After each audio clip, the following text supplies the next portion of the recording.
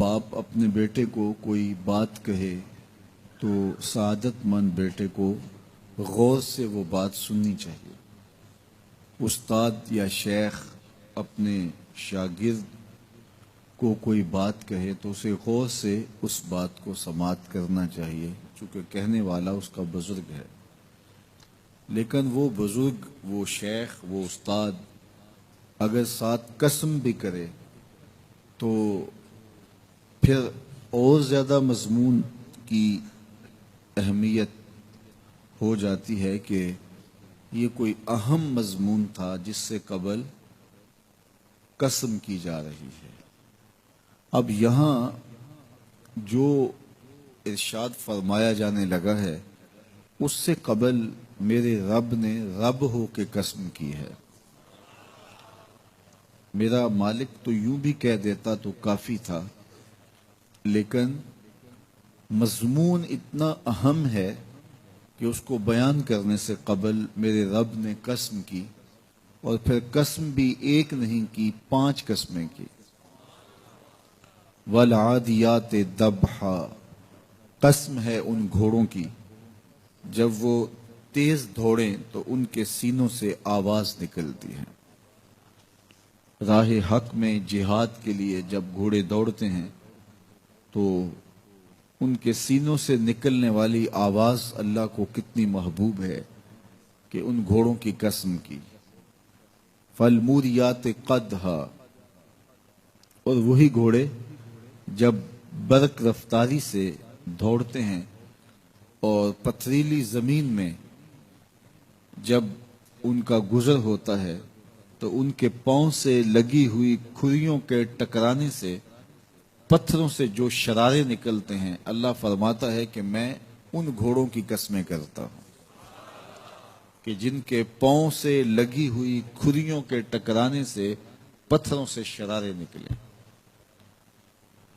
پھر ارشاد فرمایا فالمغیرات صبحا، اور وہ گھوڑے صبح کے وقت جب حملہ آور ہوتے ہیں اور دشمن کے لشکروں کو تخت و تاراج کرتے ہیں تو ان حملہ آور ہونے والے گھوڑوں کی قسم۔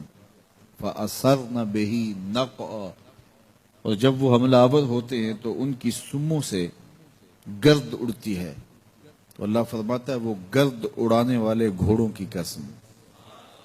پھر ارشاد فرمایا فَوَسَّطْنَ بِهِ جَمْعًا، اور وہ بہادر اور دلیر گھوڑے اپنے سوار کو لے کر کے جب دشمن کے قلب میں گھس جاتے ہیں اور جتھوں پر حملہ آور ہوتے ہیں تو مجھے گھوڑوں کی یہ ادا بھی اچھی لگتی ہے، تو مجھے ان گھوڑوں کی قسم۔ تو 5 قسمیں کی۔ قسم ہے ان گھوڑوں کی جو دوڑتے ہیں تو ان کے سینوں سے آواز نکلتی ہے۔ قسم ہے ان گھوڑوں کی کہ جب وہ پتھریلی زمین سے گزریں تو ان کے پاؤں سے لگی ہوئی کھریوں کے ٹکرانے سے، پتھروں سے جو شرارے نکلیں۔ قسم ہے مجھے ان گھوڑوں کی جو لشکروں کو تاخت و تاراج کریں۔ قسم ہے ان گھوڑوں کی جب وہ حملہ آور ہوں تو گرد اڑے، اور قسم ہے ان گھوڑوں کی جو لشکروں کے کلیجے چیر دیں اور آگے بڑھ جائیں اور دشمنوں کے جتھوں پہ حملہ آور ہوں۔ تو ان 5 قسم کے گھوڑوں کی میرے رب نے قسم کی ہے۔ اللہ اکبر! میرے مالک ذات کے گھوڑے اور تو ان کی قسمیں کرے، تو کہا کہ یہ گھوڑے میرے محبوب کے غلاموں کے ہیں۔ اللہ اکبر! محبوب کے غلاموں کے گھوڑوں کے پاؤں سے لگی ہوئی کھریوں کے ٹکرانے سے، پتھروں سے جو شرارے نکلیں، رب کو وہ بھی پسند ہیں۔ ذرا غور تو کیجئے۔ تو ذات کے گھوڑے بھی ہوں لیکن نسبت محبوب سے ہو تو وہ گھوڑے بھی اچھے لگتے ہیں۔ اچھا ذرا آگے آ جائیے، ذات کا کتا ہے لیکن ولیوں کے سنگ جڑ گیا۔ اللہ نے اس کتے کا ذکر قرآن میں کیا، بلکہ اس کے بیٹھنے کے سٹائل کو بیان کیا۔ وَكَلْبُهُمْ بَاسِطٌ ذِرَاعَيْهِ بِالْوَسِيدِ، ان کا کتا غار کے دھانے پہ اپنے بازوؤں کو پھیلا کے بیٹھا ہے۔ غار کی دہلیز پر بیٹھنے والے کتے کی حیت جلوس کو، اس کے بیٹھنے کے سٹائل کو قرآن نے بیان کیا۔ مالک اس میں ہمارے لیے کیا ہدایت ہے ایک کتے کے بیٹھنے کے سٹائل کو تو بیان کر رہا ہے، اس کی حیت جلوس کو بیان کر رہا ہے، انداز نشست کو بیان کر رہا ہے، تو قرآن تو سراپا ہدایت ہے، تو اس میں ہمارے لیے کیا ہدایت ہے؟ کہا یہی تو بتانا چاہتا ہوں کہ ذات کا کتا بھی ہو، سنگ نیکوں کے جڑ جائے تو وہ قابل ذکر ہو جاتا ہے، اور اگر تم میرے ولیوں سے جڑ جاؤ گے پھر تمہارا مرتبہ کیا ہوگا؟ یہاں تو کتے جڑ جائیں تو قابل ذکر ہوتے ہیں۔ اچھا ذات کی چیونٹی ہے لیکن راہ تکتی حضرت سلیمان پیغمبر کا، تو اس چیونٹی کی گفتگو اللہ نے قرآن میں بیان کر دی اور اس کے نام کی صورت اتار دی، النمل۔ سورہ نمل اس چیونٹی کے نام پہ صورت ہے جو حضرت سلیمان علیہ السلام کی راہیں تک رہی تھی اور اپنی ہمجولیوں سے کہہ رہی تھی جلدی جلدی اپنے بلوں میں داخل ہو جاؤ، اللہ کے نبی کا لشکر بے خبری میں کہیں تمہیں کچل نہ ڈالے۔ اور حضرت سلیمان نے اس چیونٹی کی بات کو سنا، فَتَبَسَّمَ ضَاحِكًا مِّن قَوْلِهَا، اور مسکرا بھی پڑے۔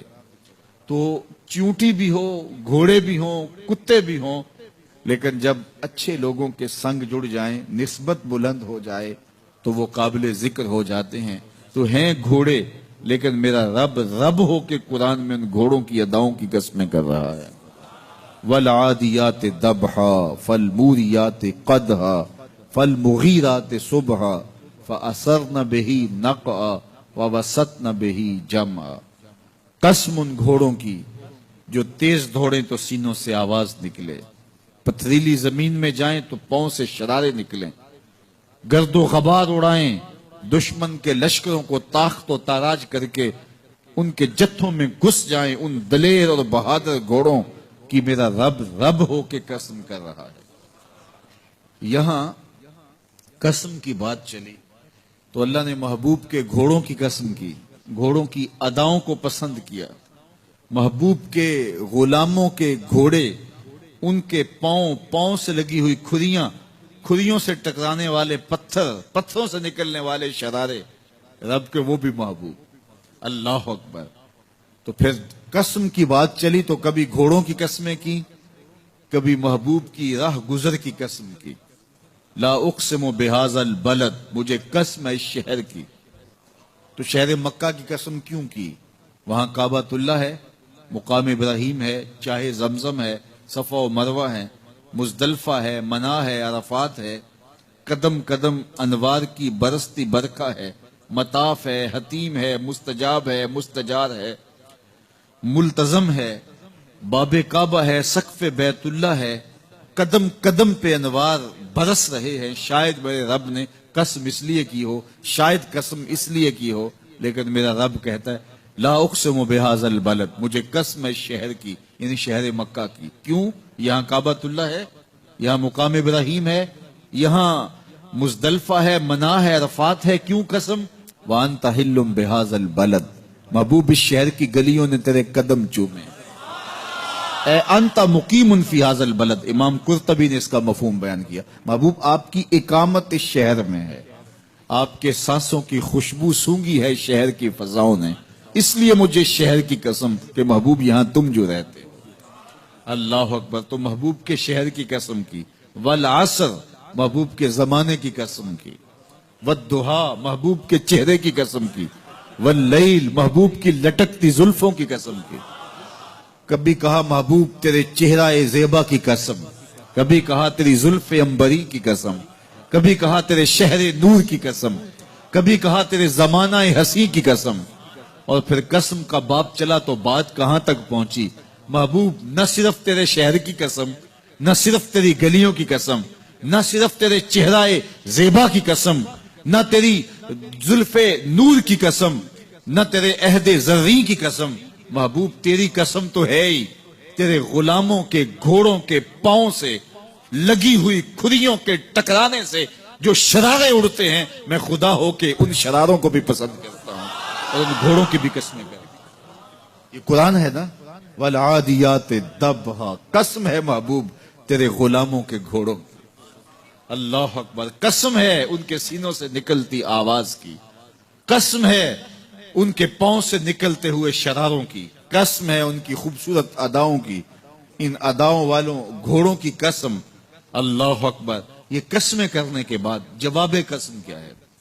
دیکھیے میں یہاں بیٹھا ہوں اور میں گفتگو کے آغاز پہ ہی قسمیں اٹھانا شروع کر دوں.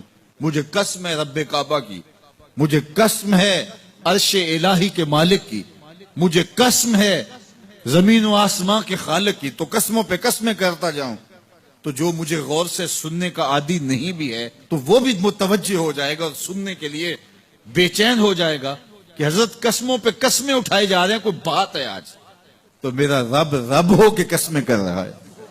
تو اس کے بعد جواب قسم کیا ہے؟ تو کان کھڑے ہو گئے، روحوں میں پیاس بڑھ گئی اور سماعتیں بچھ گئی کہ میرے مالک تو قسموں پہ قسمیں کر رہے. کبھی گھوڑوں کی اداؤں کی قسمیں، کبھی ان کے سینوں سے نکلتے ہوئے جو ہے وہ اس مہیب آواز کی قسمیں، کبھی پاؤں سے اڑتے ہوئے شراروں کی باتیں، اور کبھی ان کے پاؤں سے اڑتی ہوئی دھول کی کہانیاں. تو قسم پہ قسم، اور قسمیں بھی گھوڑوں کی، تو کوئی بات ہوگی. تو ایک دم کان کھڑے ہو گئے تو جواب آیا ان الانسان لربہ لکنود. بے شک انسان اپنے رب کا ناشکرا ہے، انسان اپنے رب کا ناشکرا ہے. قسمیں گھوڑوں کی ان کی اداؤں کی اور ناشکرا حضرت انسان کو کہا. یہ کتنی لطیف چوٹ تھی جو حضرت انسان کو ماری گئی. یا اللہ ہمیں ناشکرا کہنا تھا تو کہیں اور مقام پہ کہہ لیا جاتا. گھوڑوں کی تو قسمیں کرے اور ہمیں ناشکرا کہے. گھوڑوں کی قسمیں ہو رہی ہوں اور انسان کو ناشکرا کہا جائے. انسان کو ناشکرا کہنا تھا تو کسی اور موقع پہ کہہ لیا جاتا. کہا یہی تو سمجھانا چاہتا ہوں کہ چم میٹھا نہیں ہوتا، کم میٹھا ہوتا ہے. تو ذات کے گھوڑے بھی ہوں لیکن کام کریں تو مجھے وہ بھی اچھے لگتے ہیں.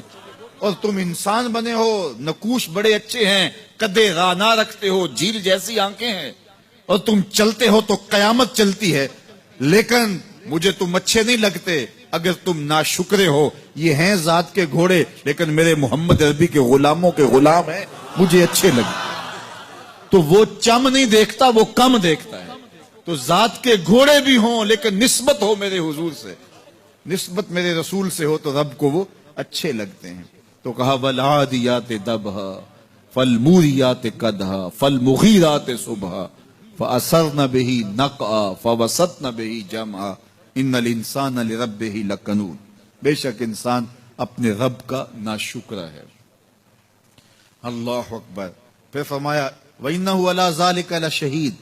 اس پر کسی دلیل کی ضرورت نہیں ہے کہ یہ ناشکرا ہے، یہ خود اس کا گواہ ہے. ذرا اپنے اندر اتر کے دیکھے کہ یہ کھڑا کہاں ہے.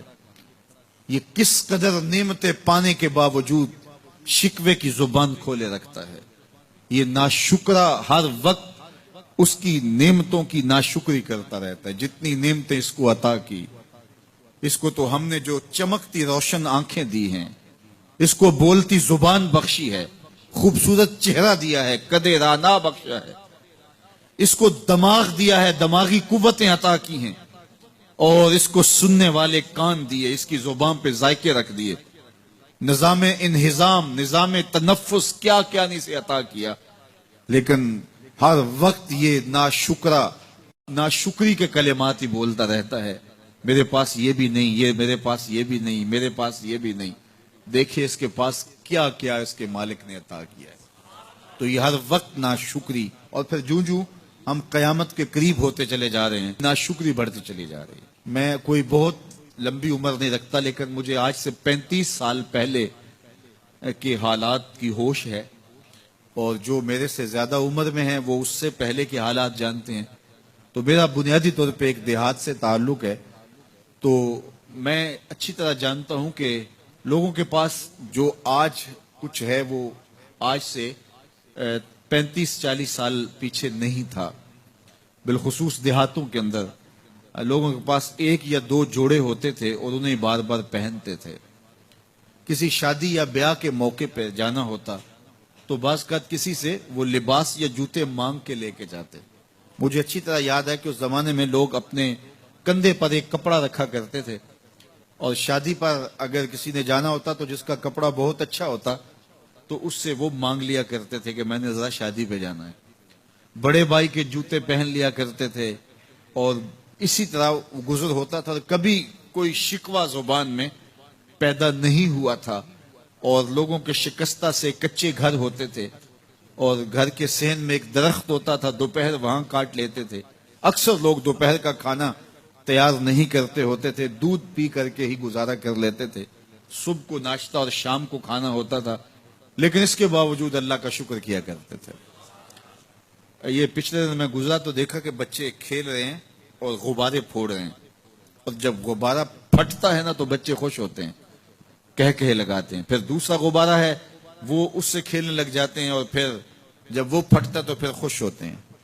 تو میں ذرا رک گیا اور اس منظر کو دیکھنے لگا، اور پھر میں نے کہا کہ غبارہ پھٹتا ہے تو یہ بچے خوش ہوتے ہیں، لیکن جب ہمارا زمانہ ہوتا تھا، جب ہم بچے تھے تو غبارہ پھٹتا تھا، ہم رونے لگ جاتے تھے، چونکہ کھیل ہی ختم ہو جاتا تھا. ایک ہی غبارہ ہوتا تھا 5-6 بچوں کے پاس، اور غبارہ پھٹ گیا تو کھیل ختم، تو سارے رونے لگ جاتے تھے. اور اب یہ غبارے پہ غبارہ پھوڑ رہے ہیں اور خوش ہو رہے ہیں، تو کہاں سے کہاں ہم آ پہنچے. لیکن اس زمانے میں اگر کسی سے پوچھا جاتا، لوگ پیدل سفر کرتے اور لباس بھی پورے نہ ہوتے، تو جب کسی سے پوچھا جاتا کیا حال ہے تو وہ لمبا ہاتھ کر کہتا اللہ کا شکر ہے. اس کی باڈی لینگویج بتاتی تھی کہ وہ اس کا رواں رواں اللہ کا شکر ادا کر رہا ہے. تو اس کا لہجہ بتاتا تھا، اس کا انداز بتاتا تھا کہ وہ اللہ کا شکر کس گہرائی قلب سے کر رہا ہے. تو وہ کہتے ہیں اللہ کا شکر ہے. اور آج جب کہ اتنی نعمتیں لوگوں کو میسر ہیں، اتنا کچھ نصیب ہے، عالی نصب گھروں میں رہتے ہیں، لمبی لمبی گاڑیاں ہیں، سہولتیں ہیں، آسودگیاں ہیں، آسائشیں ہیں، مالی آسودگی ہے، رہائشی آسودگی ہے، کھانے پینے کے وافر سامان ہیں، ٹیبل پہ اتنے کھانے لگے ہوئے ہوتے ہیں کہ باری نہیں آتی کھانے کی. اور اس قدر لباس ہے کہ موسم گزر جاتا ہے اور بعض لباس بدلنے کی باری نہیں آتی. لیکن اس کے باوجود کسی سے پوچھے جناب کیا حال ہے، آسودہ حال شخص سے بھی پوچھیں تو وہ بھی بڑے آہستگی سے کہتا ہے بس چل ہی رہا ہے. تو وہ زمانہ تھا کہ جب لوگوں کے پاس کچھ تھا نہیں تو لمبا ہاتھ کر کے کہتے، تشکر کا لہجہ کتنا دل آویز تھا، اللہ کا شکر ہے. اور آج کہتے بس گزر ہو ہی رہی ہے، بس چل ہی رہا ہے. تو ناشکری بڑھتی چلی جا رہی، اتنا کچھ ہونے کے باوجود جو ہے وہ ان کا بھی چل ہی رہا ہے. تو کہا ان الانسان لربہ لکنود، بے شک انسان اپنے رب کا ناشکر ہے. اتنی نعمتیں کھانے کے باوجود، اتنی دولتیں سمیٹنے کے باوجود، اتنی عزتیں پانے کے باوجود، اتنی آسائشیں حاصل کر چکنے کے باوجود، دولت کے اتنے انبار رکھنے کے باوجود، اس کی زبان بولتے ہوئے کتنے بخل سے کام لیتی ہے کہ بس گزر اوقات ہو ہی رہی ہے. وہ میاں تیرے رب نے تجھے اتنا کچھ دیا، یہ دولتیں، یہ دولتوں کے انبار، یہ آسودگیاں، یہ بہاریں، یہ سب کچھ نہ ہوتا، تجھے زندگی بخش دی تھی، اس کا ہی شکر تیرے اوپر واجب تھا. اللہ اکبر. اللہ نے حضرت انسان کو یہ جو کچھ دیا ہے، کتنی چیزیں ہیں ہمیں پتہ بھی نہیں کہ وہ نعمت ہے، لیکن اللہ نے ہمیں عطا کی ہے. دنیا کا ایک امیر ترین شخص تھا اناسس، تو اس کے یہ آنکھوں کے جو پپوٹے تھے یہ کام کرنا چھوڑ گئے. ہمیں کبھی اس کا احساس بھی نہیں ہوا کہ یہ کوئی نعمت ہے. آٹومیٹک سسٹم میرے رب نے لگایا ہے، ادھر تنکا اڑا ادھر آنکھ بند ہو گئی. لیکن اس کو مسئلہ کیا ہوا کہ یہ پٹھے اس کے ختم ہو گئے اور وہ اپنی مرضی سے آنکھیں نہیں بند کر سکتا تھا. ڈاکٹر سلوشن ٹیپ لگا کے آنکھیں کھول دیتا اور جب اس نے سونا ہوتا تو وہ بند کر دیتا. دنیا کے امیر ترین لوگوں میں سے ایک نام تھا. تو کسی نے اس سے پوچھا کہ تیری زندگی کی سب سے بڑی خواہش؟ اس نے کاش اپنی آنکھیں اپنی مرضی سے کھول سکوں. کہا اس کے لیے تجھے کوئی قیمت لگانی پڑے تو کتنے پیسے لگا سکتا ہے؟ کہا ساری دولت لگ جائے، کاش میں اپنی آنکھیں اپنی مرضی سے کھول سکوں. مجھے یہ بتائیے کہ حضرت انسان کو کیا کچھ نہیں اللہ نے دیا. یہ لعاب ہے نا، لعاب ہم روز تھوکتے ہیں، یہ مقدار سے کچھ کم ہو جائے تو بولنے میں دقت، نظام انہضام خراب. یہ جو لعاب ہمارے منہ میں آتا ہے جو ہم تھوک دیتے ہیں، یہ قدرتی گریس ہے جو بولنے میں مدد دیتی ہے، نظام انہضام کو ٹھیک رکھتی ہے. اور اگر یہ لعاب کم ہو جائے مقدار سے تو نظم خراب ہو جائے. اللہ اکبر. تو ہم نے کبھی سوچا کہ یہ بھی نعمتیں ہیں؟ باقی روشن آنکھیں، چمکتا چہرہ اور زور آور ہاتھ، چوڑی چھاتی، دھڑکتا دل، اور کہتے ہیں اس دماغ کا اگر کمپیوٹر تیار کیا جائے تو نیو یارک شہر سے بڑا ایک بکریاں چرانے والے شخص کے دماغ کا کمپیوٹر بنے. یہ حضرت انسان کو اللہ نے اتنا کچھ دیا ہے، اور پھر اس کو نعمتیں دی، عزتیں دی، جائیدادیں، زمینیں، لمبی لمبی گاڑیاں، عالی نسب پلازے، کتنا کچھ دیا، پھر خوبصورت اولادیں دی، کیا تسکین قلب کے لیے رکھا اس نے.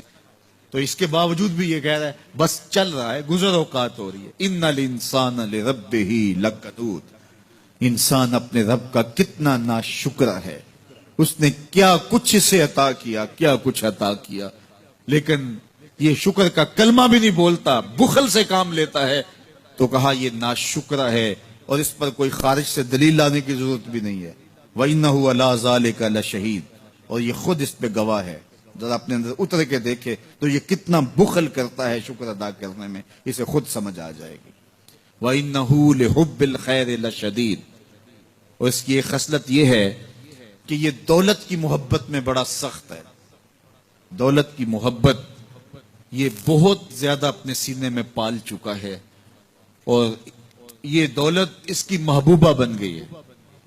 دولت تو اس کی ضرورت ہونی چاہیے تھی، لیکن اس نے اس کو اپنی محبوبہ بنا لیا. وَإِنَّهُ لِحُبِّ الْخَيْرِ لَشَدِيدٌ، اس کو محبت زر شدت سے ہو گئی ہے.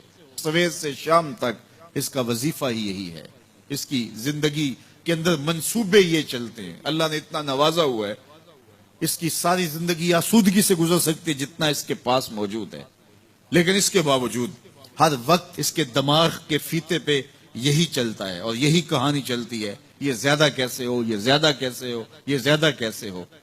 اس اضطراب نے اس کو بے چین کر دیا ہے، اور خواہش زر نے، حوث زر نے اس کا چین چھین لیا ہے، اور اتنی محبت جاگزی ہوگی اس کے دل میں کہ اللہ کی محبت کے لیے اس کے دل میں جگہ ہی نہیں بچی. وَإِنَّهُ لِحُبِّ الْخَيْرِ لَشَدِيدٌ. اللہ اکبر. اب پہلے گھوڑوں کی اداؤں کی قسمیں کی، پھر اس کے بعد حضرت انسان کی یہ جو بڑی خامیاں تھی، جو خامیاں جڑ ہیں اس کی باقی خامیوں کی، ان کو بیان کیا. ایک تو ناشکرہ ہے، جو ملا ہے اس پہ یہ شکر ادا نہیں کرتا، حالانکہ اگر وہ شکر ادا کرے، رب کا وعدہ ہے کہ اگر تم شکر ادا کرو گے میں اور زیادہ دوں گا. ایک تو یہ شکر نہیں کرتا، اور دوسرا یہ ہے کہ دولت کی محبت اس کے رگو ریشہ میں رچ بس گئی ہے. بلکہ اللہ تعالیٰ نے ان بد نصیب لوگوں کی کہانی بیان کرتے ہوئے کہا جو دولت کو مقصود ہی بنا بیٹھے. الذی جمع مالا وعدد، یہ وہ بد نصیب لوگ ہیں جو مال کو جمع کرتے ہیں اور گنتے رہتے ہیں، بار بار حساب کرتے ہیں. الذی جمع مالا وعدد، مال کو جمع کیا، وعدد، اور بار بار اس کو گنتے رہے، اتنے ہو گئے، اب اتنے ہو گئے. اللہ کلا لینبذن فی الحطام. پہلے شرف میں الذی جمع مالا وعدد یحسب ان مالہ اخلد، یہ گمان کرتے ہیں کہ ہمارا مال ہمیں لافانی کر دے گا، مال کی کثرت سے ہم محفوظ ہو جائیں گے اور ہمارا کچھ نہیں بگڑے گا. دولت اتنی ہوگی تو ہم ہر طرح سے حفاظتوں کے ساتھ میں آ جائیں گے، ہمارا مال ہمیں لافانی کر دے گا. یحسب ان مالہ اخلد. اللہ تعالیٰ نے فرمایا کلا، ایسا ہرگز نہیں ہے، یہ تمہاری بھول ہے کہ مال تمہیں لافانی کر دے گا، مال تمہیں مرنے نہیں دے گا، مال تمہیں محفوظ کر لے گا. کلا، ایسا ہرگز نہیں ہے، بلکہ کیا ہے، لَيُنبَذَنَّ فِي الْحُطَمَةِ، ہم تمہیں پکڑ کے آگ میں ڈال دیں گے.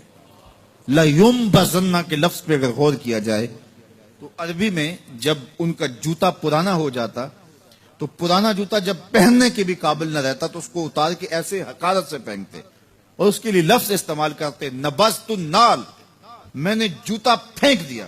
وہ جوتا جو پاؤں میں ڈالنے کے بھی قابل نہ رہے اور اتنا پرانا ہو جائے کہ اس کو اب جو ہے وہ مزید مرمت بھی نہ کروانا ممکن ہو، تو اس کو پھر پھینکا جاتا ہے، اور پھر اس کو وہ حقارت سے پھینکتے ہیں، اور وہ جوتا چلتے ہوئے تنگ کرتا ہے تو پھر اس کو اتار کے حقارت سے رب پھینک دیتے ہیں. تو اس کے لیے لفظ بولتے ہیں نبذت النال، میں نے جوتا پھینک دیا.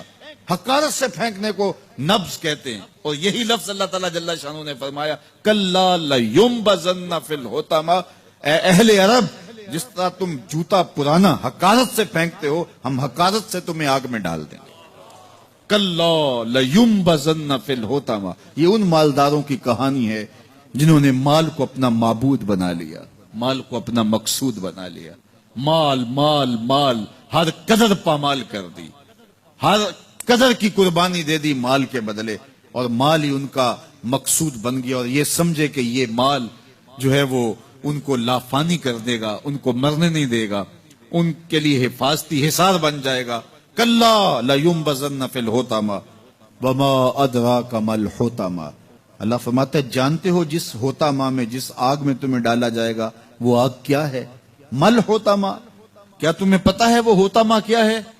پھر خود فرمایا نار اللہ الموقدۃ التی تطلع علی الافئدہ، یہ اللہ کی جلائی ہوئی آگ ہے جو دل کھا جائے گی، جو کلیجے چاٹ جائے گی۔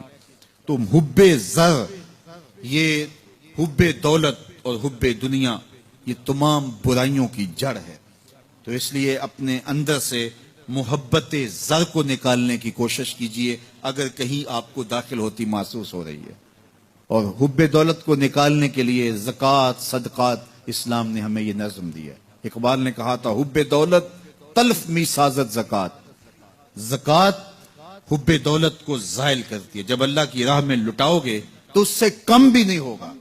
میرے حضور نے 3 چیزیں قسم کر کے کہیں، حضرت ابو کبشہ الانماری رضی اللہ تعالیٰ عنہ سے مروی ہے، میرے حضور نے ارشاد فرمایا اگر کوئی شخص کسی کو معاف کر دیتا ہے تو اس کی عزت کم نہیں ہوگی، میں محمد اللہ کی قسم اٹھاتا ہوں۔ دوسری بات میرے حضور نے فرمائی کہ جو شخص مانگنے لگ جاتا ہے، سوال کا دروازہ کھول لیتا ہے، اللہ اس کے لیے محتاجی کا دروازہ کھول دیتا ہے، اس کی کبھی کمی پوری نہیں ہوتی۔ اور تیسری بات میرے حضور نے قسم کر کے کہی ما نقص مال عبد من صدقہ، کہا میں اللہ کی قسم اٹھا کے کہتا ہوں کہ صدقے سے مال کم نہیں ہوتا، صدقے سے مال گھٹتا نہیں ہے۔ تو ایک تو مال بھی نہیں گھٹے گا، یہ ضمانت کس کی ہے؟ میری نہیں ہے، یہ رسول اللہ کی ضمانت ہے۔ ایک تو مال بھی کم نہیں ہوگا، اور دوسرا یہ ہے کہ حب دولت ختم ہوگی۔ حب دولت تلف می سازت زکوٰۃ، یہ ماہ سیام آ رہا ہے تو زکوٰۃ سے حب دولت کو کم کیجئے، بلکہ صدقات دیجئے، نفلی صدقات کیجئے، غرباء کی مدد کیجئے، مساکین کی مدد کیجئے، اپنے غریب محتاج رشتہ داروں پہ غور کیجئے، ان کی مدد کیجئے، اپنی ہمسائیگی میں دیکھیے، پردے سے مدد کیجئے، ان کی عزت نفس بھی مجروح نہ ہو۔ یہ جو نمائش لگا کے 10 اخباروں میں چھپوا کے لوگوں کی مدد کرتے ہیں، اس سے گریز کیجئے۔ کبھی سوچیں کہ اگر آج کسی کی بیٹی لائن میں کھڑی ہے تو کل اگر یہ مرحلہ میری بیٹی کے لیے آ جائے تو پھر میرا مزاج کیا ہوگا؟ تو عزت نفس کا خیال رکھیے، لوگوں کی غربت کا تماشا نہ اڑائیے، اور لوگوں کی جو ہے وہ محتاجی کو اپنی تسکین کا ذریعہ نہ بنائیے۔ یہ تو اللہ نے تمہیں دیا اور انہیں نہیں دیا، اور وہ آزمائش کی گھڑی میں کھڑے ہیں، تم ان کے ساتھ کھڑے ہو جاؤ۔ تو لوگوں کی مدد کیجئے، دکھیوں کے کام آئیے، مساجد کی جو ہے وہ تعمیر کیجئے، مدارس دینیہ کے ساتھ وابستہ رہیے، اور لوگوں کی فلاح کے لیے، بہتری کے لیے کام کیجئے۔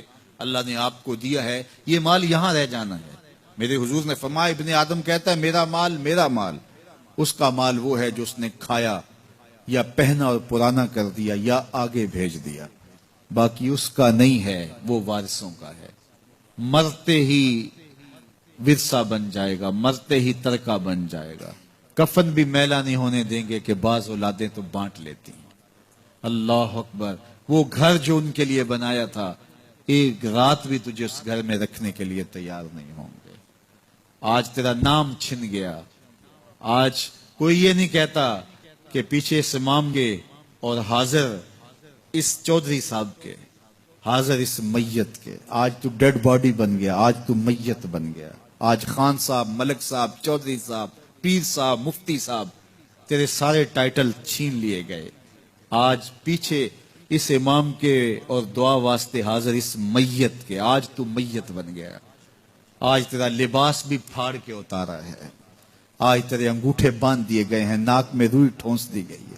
آج تو غسال کے رحم و کرم پہ ہیں، وہ تجھے ادھر الٹ دے یا ادھر پلٹ دے، اب تیرے پاس کوئی اختیار ہی باقی نہیں رہا۔ میاں صاحب بولے جاندی واری ڈرونا بنےوں تے ہاتھ نہ لاندے ڈرتے۔ آج اولاد بھی دور ہے، پوتے اور پوتیاں بھی ڈرتی ہیں۔ جاندی واری ڈرونا بنےوں تے ہاتھ نہ لاندے ڈر دے، जिन्ना लई तू पाप कमाए, आज किथे नहीं तेरे कर दे। आज सारे चले गए, तो आज अपने हाथ से अपनी जिंदगी को संवारने के अमल की तरफ बढ़ें और राह खुदा में खर्च करें, दुखियों, मजबूरों और लाचारों के काम आए। अल्लाह आपकी मदद करेगा और हुब्बे दुनिया कम होगी। अल्लाह ताला जल्ला शानहू ने सूरह आदियात में पहली 5 आयत में कसमें की, फिर 3 आयत में जो है वो हजरत इंसान की वो कमियां, कोताहियां, जिनकी बुनियाद पर बाकी गुनाह सरजद होते हैं, उनको बयान किया। और उसके बाद फिर इलाज भी कुरान ने बताया और किस कदर उसको चोट लगाई। अफला यालमु इज़ा बुसिरा मा फिल कुबूर व हुस्सिला मा फिस सुदूर इन्ना रब्बहुम बिहिम यौमइज़िल लखबीर। अफला यालमु इज़ा बुसिरा मा फिल कुबूर। ए अकड़ के चलने वाले, ए नाशुक्र इंसान, ए दौलत के पुजारी, वो वक्त याद कर जब तू कब्र से उठाया जाएगा। उस वक्त कफन भी छीन लिया जाएगा। अब सब कुछ छीन लिया गया, दौलत, बैंक बैलेंस, तेरी जायदादें, प्लाजे, गाड़ियां, घर, कोठियां, बंगले, सब कुछ यहीं रह गया। सिर्फ एक चादर कफन के लेके जा रहा है। लेकिन जब कब्र से उठाया जाएगा, ये कफन की चादर भी रह जाएगी, बरहना उठाया जाएगा। अल्लाह अकबर। ना पांव में जूते, ना सर पे पगड़ी, ना बदन पे कपड़ा, बुरहना उठाया जाएगा। सैयदा आयशा रज़ी अल्लाह ताला अन्हा ने सुना तो कांपने लगी। अर्ज की हुजूर, कब्र से बरहना उठाए जाएंगे तो एक दूसरे से हया नहीं आएगी? फरमाया आयशा, मामला इससे भी आगे है। किसी को होश होगी तो हया आएगी, होश उड़े हुए होंगे, खौफे कयामत तारी होगा। कब्रों से यूं लोग उठाए जाएंगे। अफला यअलमु इज़ा बुसिरा मा फिल कुबूर। अब बोसिरा का जो मफहूम है, जो तर्जुमा और मानी है, वो तो रहे। बोसिरा का जो सोती आहंग है, जब बोलते हुए एक झटका लगता है, तो कब्रों से उठते हुए लोगों की कैफियत मालूम करने के लिए बोसिरा का सोती आहंग ही काफी है। अफला यअलमु इज़ा बुसिरा मा फिल कुबूर व हुस्सिला मा फिस सुदूर। हुस्सिला के ऊपर जो तशदीद है, ये माने को कितनी खूबसूरती के साथ एक मुजस्सम पैकर में सामने ला रही है। अल्लाह फरमाता फिर वो वक्त आएगा जो सीने में होगा वो तश्तज़बाम हो जाएगा। आज आप मुझे नेक समझते हैं, मैं आपको अच्छा समझता हूं, लेकिन मेरे सीने के अंदर क्या चल रहा है ये आपको नहीं पता। ये मैं तकरीर चहक चहक के कर रहा हूं, इसके पीछे क्या है? मैं आपके दिल अपनी जानब मोड़ना चाहता हूं, आपकी जेबें खाली करना चाहता हूं, या मैं आपके सामने पाक और सुथरा और बड़ा जो है वो नेकोकार बनना चाहता हूं, या मेरा मकसद रिज़ाए इलाही है? ये मुझे पता है, आपको नहीं पता। आप कहां हैं, कहां खड़े हैं, मैं आपको अच्छा समझता हूं, लेकिन आपको पता है कि हम कहां खड़े हैं। लेकिन कयामत के दिन ये सारी चीजें सामने आ जाएंगी। वह हुस्सिला मा फिस सुदूर। और सूरह अत-तारिक में फरमाया, यौम तुबला सराइर फमा लहू मिन कुव्वतिन वला नासिर। उस दिन सारे राज खोल दिए जाएंगे और कोई ताकत नहीं होगी जो उन राजों को खुलने से रोक सकेगा। आज ताकतवर की बात नहीं खुलती और कमजोर की बात उछाल दी जाती है, लेकिन वो वक्त आने वाला है, यौम तुबला सराइर फमा लहू मिन कुव्वतिन वला नासिर। न जोर के बल पे, न जर के बल पे, न किसी और बल पे किसी काम को रोका जा सकेगा। हर शय तश्तज़बाम हो जाएगी। वो कितना सख्त दिन होगा। ऐ दावरे हशर मेरा नामाए आमाल ना पूछ, इसमें कई पर्दा नशीनों के भी नाम आते हैं। तो वो कितना सख्त दिन होगा। वह हुस्सिला मा फिस सुदूर इन्ना रब्बहुम बिहिम यौमइज़िल लखबीर। बेशक उनका रब उस दिन उनसे खूब बाखबर होगा। वो आज भी बाखबर है, लेकिन आज कईयों को यकीन नहीं कि वो बाखबर है, लेकिन उस दिन सबको यकीन हो जाएगा कि मेरा रब इससे बाखबर है। जब पुरानी तस्वीरें चलना शुरू हो जाएंगी, जब सारी वीडियो सामने आ जाएगी, जिंदगी में जो जो किया, तन्हाई में, एलानिया, खुफिया, जहां जहां जो किया, दादे ऐश दी, सब कुछ तश्तज़बाम होगा। सब कुछ जो है वो स्क्रीन पे चल रहा होगा, कोई चीज भी तश्तज़बाम होने से नहीं रह जाएगी। तो फिर बंदा कहेगा, ओहो ये तो सब मेरे मालिक को पता था, लोगों की नजरों से छुप सका, रब की निगाहों से तो नहीं छुप सका। उसकी निगाहों से कौन छुप सकता है? ये यकीन आज अपनी रूहों में उतार लो, अच्छी तरह से जज्ब कर लो। گناہوں سے بچنے کا اکثیر نسخہ ہے یہ یقین کہ میرا رب مجھے دیکھ رہا ہے۔ یہ یقین جب روح میں جم جائے، خیالوں میں اتر جائے، اعتقاد کا پختہ حصہ بن جائے، پھر بند کوٹھڑی میں بھی جرم نہیں ہو سکتا کہ میرا مالک تو مجھے دیکھ رہا ہے۔ آپ دیکھتے نہیں کہ جب 7 دروازے بند کر کے بت کے اوپر موٹا کپڑا ڈال کے زلیخا بولی ہے تلک، یوسف اب تو آ جاؤ نا، اب تو کوئی نہیں دیکھ رہا، قال معاذ اللہ، تو جناب یوسف نے کہا میں اللہ کی پناہ میں آتا ہوں۔ اللہ اکبر، تو دروازے بند کر کے لوگوں کی نظروں سے چھپ گئی ہے، اور بے نور آنکھیں رکھنے والے اس پتھر کے بت سے بھی حیا کرتی ہے اور اس پہ بھی پردہ ڈال لیا ہے۔ جب تو اس جھوٹے خدا سے حیا کرتی ہے، میں سچے خدا سے حیا کیوں نہ کروں جو 7ویں کوٹھڑی میں بھی دیکھتا ہے۔ اتنی روشنیاں برسی کہ گناہ کا تصور بھی محال ہو جاتا ہے۔ تو یہ یقین کہ میرا اللہ مجھے دیکھ رہا ہے، یہ انسان کی زندگی میں نظم پیدا کرتا ہے۔ آنے والا موسم ماہ سیام رمضان المبارک، یہ ہماری زندگی کے اندر یہ نور داخل کرتا ہے کہ میرا اللہ دیکھ رہا ہے۔ کڑکتی دھوپ، برستی گرمی، زباں کانٹا، ہونٹ خشک، گلا خشک، دروازہ مکفل، ٹھنڈا پانی دستیاب، لیکن ایک گھونٹ بھی حلق سے نیچے نہیں اتارتے کہ میرا اللہ دیکھ رہا ہے۔ وضو کرتے بھی احتیاط کرتے ہیں کہ میرا اللہ مجھے دیکھ رہا ہے۔ کرتے ہیں کہ نہیں کرتے؟ یہ نور ملتا ہے کہ نہیں ملتا؟ اس کو پھر جذب کر لینا چاہیے تاکہ یہ زندگی میں چھا جائے، کیونکہ جو رمضان میں دیکھتا ہے وہ غیر رمضان میں بھی دیکھتا ہے۔ اور پھر پانی نہیں پیتے کہ اللہ دیکھ رہا ہے، کھانا نہیں کھاتے اللہ دیکھ رہا ہے، لیکن جب آنکھ بھٹکتی ہے تو اس وقت اللہ نہیں دیکھتا، جب خیال بہکتا ہے تو اس وقت اللہ نہیں دیکھتا، رشوت میز کے اوپر سے لے رہے ہوں یا نیچے سے لے رہے ہوں تب نہیں اللہ دیکھ رہا ہوتا، اللہ صرف کھانے اور پینے کو دیکھ رہا ہوتا ہے۔ یہ جو ایک نور آیا ہے اس کو جذب کر لیں، پوری زندگی میں پھیلا لیں۔ تو اسی لیے رمضان تقوی بانٹتا ہے، روزہ تقوی بانٹتا ہے، زندگی میں نور اور روشنیاں بھر دیتا ہے۔